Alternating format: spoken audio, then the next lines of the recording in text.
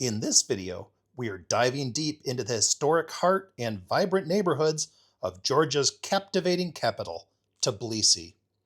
Standing in awe of one of the world's largest Christian Orthodox cathedrals, joining a very large crowd spellbound by a fairytale clock tower, and diving into the amazingly diverse cuisine here. It's more than just Khachapuri and khinkali. Come along as we take you on a neighborhood journey through the rich history and creative pulse of Tbilisi. Hi, I'm Beth. And I'm Aaron. This is Kits and Postcards. When we last visited Tbilisi 4 years ago, we saw it from the grand corridors of the Marriott, just down the street from Liberty Square, that massive roundabout anchored by the gold-clad St. George Freedom Monument that many consider the true heart of the city. But a city like this can't be fully understood from a single vantage point. This time, we wanted to feel the pulse of the city from the ground up. We traded the big hotel blocks for two tiny, intimate properties tucked deep into quiet residential corners, communal hotels. They're part of the Hyatt brand, sort of. More on that in a bit. We returned here for 8 full nights to truly sink into the local rhythm, so much so that we had to break it into separate videos. We've already covered our Soviet Relics Tour and our day trip across the border into Northern Armenia, so if you missed those, definitely check them out.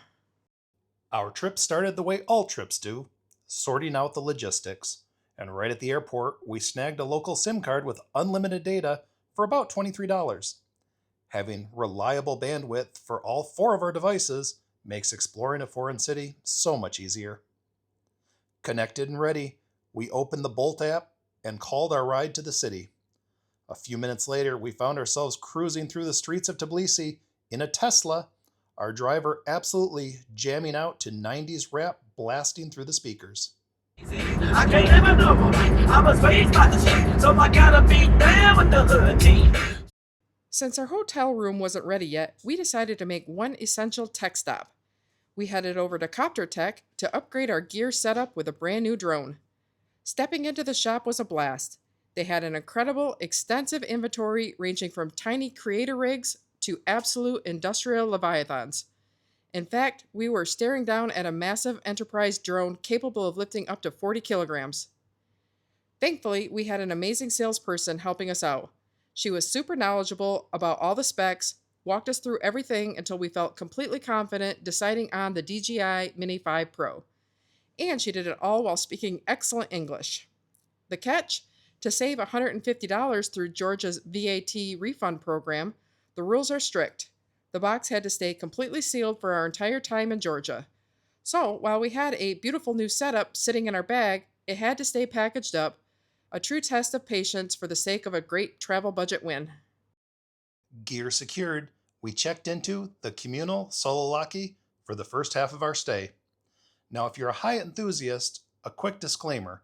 While technically part of the Hyatt family, these are Mr. and Mrs. Smith's boutique hotels, so your typical Hyatt globalist perks, like guaranteed late checkouts or complimentary breakfast, don't apply here.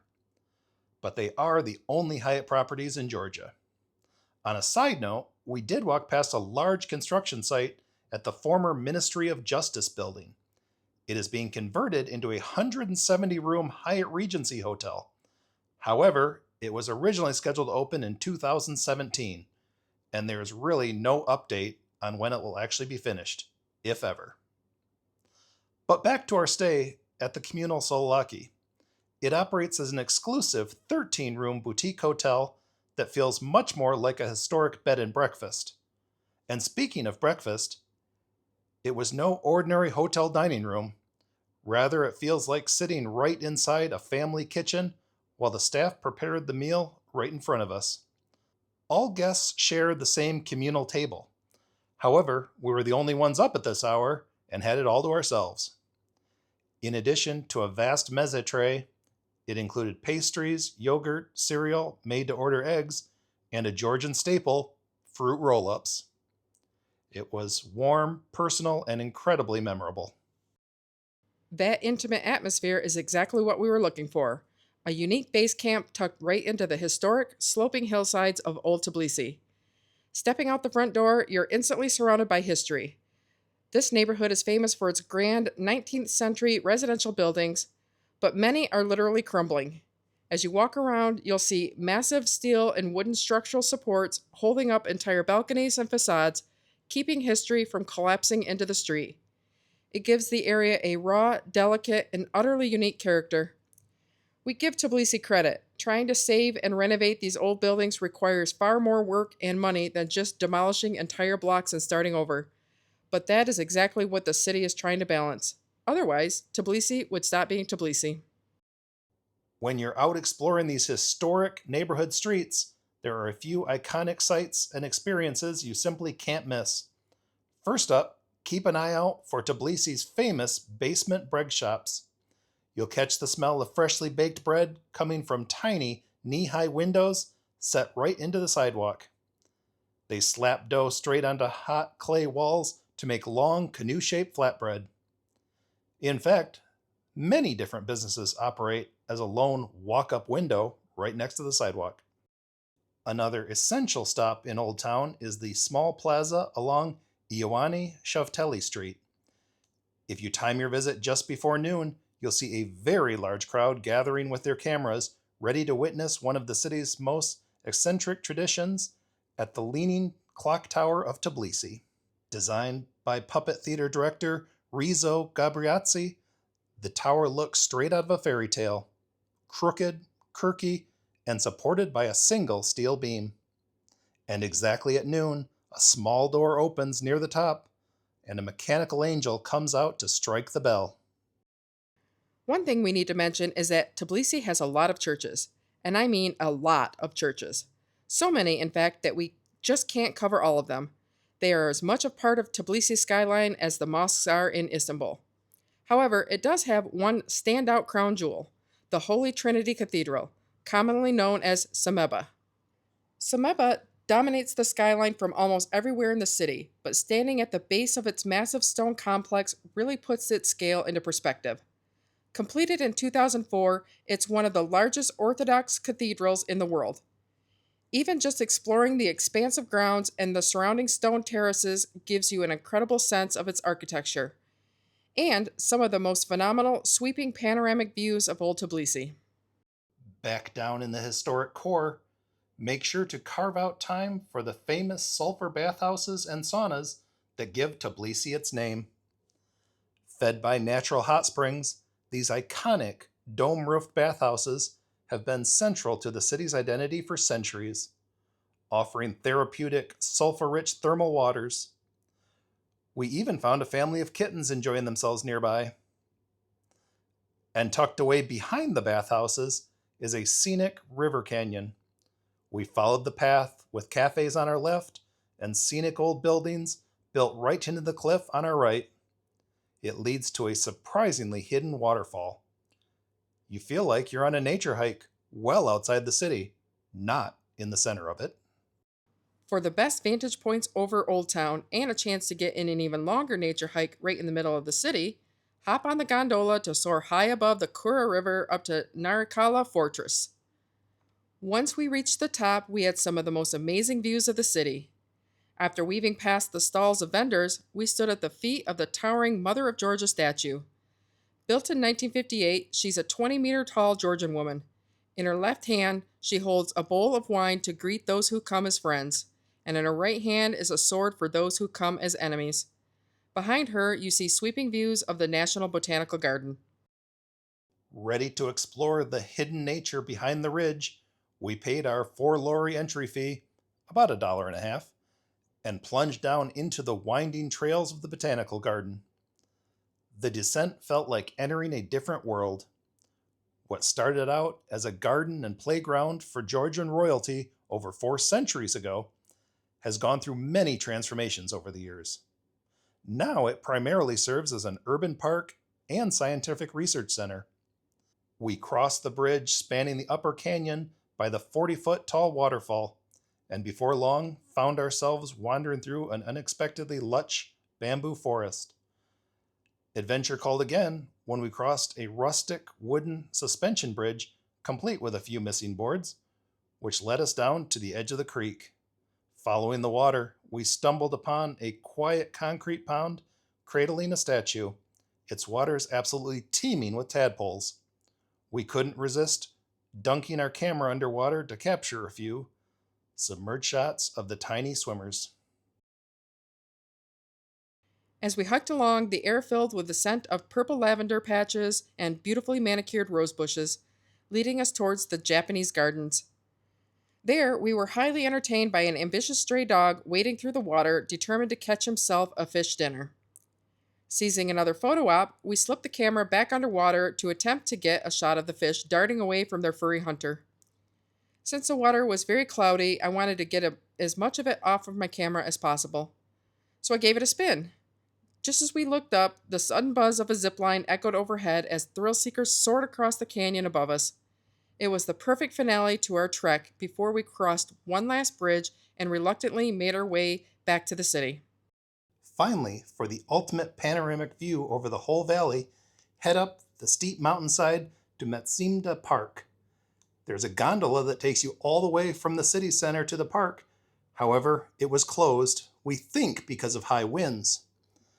There is a funicular that also goes to the park, but it has a very long and very aggressive climb to get to. Entering the historic Tbilisi funicular, a steep cable railway that has been hauling passengers up the cliffside since 1905, we felt the city shrink below us as we climbed up to the park. Once we reached the top plateau, we stepped out into this beautifully sprawling park. It was originally developed by the Soviet government in the 1930s and eventually became the third most visited amusement park in the entire Soviet Union. Today, it's a whimsical blend of retro charm, carnival games, rides, all dominated by the Tbilisi TV tower. You can even rent an ATV to ride around the surrounding forest trails. We spent our time wandering the tree-lined paths, soaking in the breezy air, and looking up at the Ferris wheel. It is right at the cliff's edge for an unforgettable 360-degree view of the capital. And while there are many good food options throughout the park, we stopped to grab a bite at the top of the funicular and treated ourselves to some spit-roasted khachapuri. More on that later. Then we descended back down the hillside. For the second half of our 8 nights, we packed up our gear and crossed the river to the Chugureti district to move into the Communal Plekhanovi. With only 14 rooms, it shares that exact same eclectic, beautifully repurposed style as its sister property. Our room was a bit larger, had a balcony, and they gave us a lovely bottle of local wine. However, we did have a few more flights of stairs. But here, the neighborhood vibe shifts completely. While it's still in an old historic part of the city, it's more restored and trendy, and honestly a lot less touristy. Centered near Agmashenebeli Square, while you are further away from the citadels, you gain a totally flat, incredibly walkable look at local life. The centerpiece of the district is the magnificent David Agmashenebeli Avenue. Strolling down this grand pedestrian-friendly boulevard feels like walking through a 19th century European avenue lined with meticulously restored Art Nouveau facades, carved wooden balconies, vibrant cafes, and local shops. As you explore the area, one structure immediately demands your attention: the Mosaic Business Center.